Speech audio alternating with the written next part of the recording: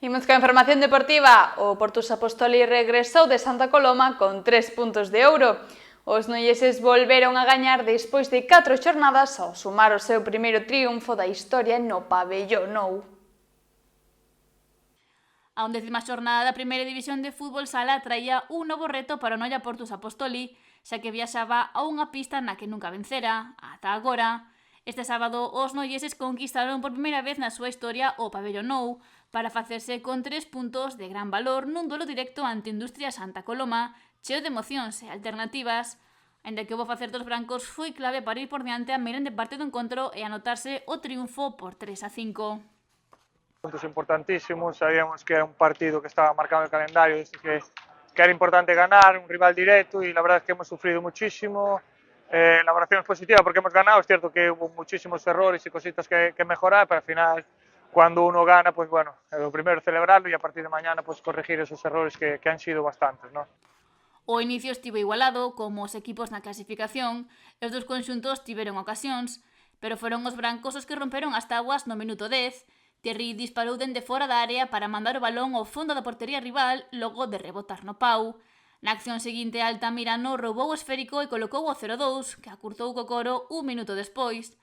O cuarto de hora volvía a lucir o empate tras o tanto de Pucci, 2-2 co que se chegou ao descanso.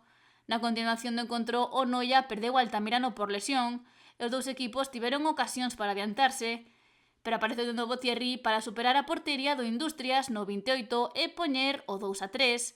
Vantaxe que se esfumou novamente no 33 logo do empate de Leandriño. Faltaban 7 minutos para o final e o Portus Apostoli púxose con 5 faltas, pero os xogadores abriron o camiño á vitoria. Primeiro foi Ismael, que bateu a portería local cun potente disparo no 33.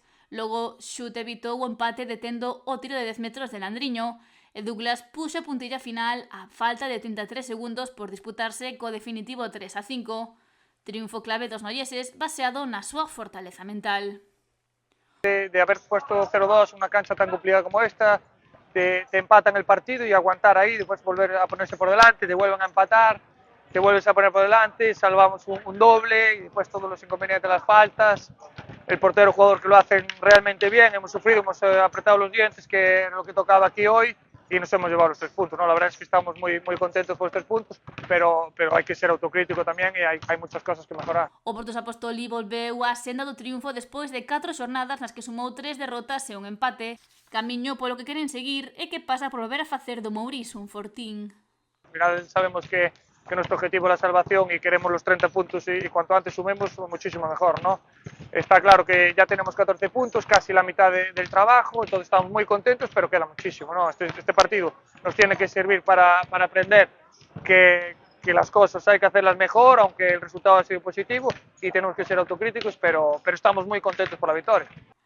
Agora os noieses abren brecha coa zona de descenso e póñense a 9 da zona perigosa, ademais de estar a 3 dos postos de playoff, xa que según decimos o sumar 14 puntos.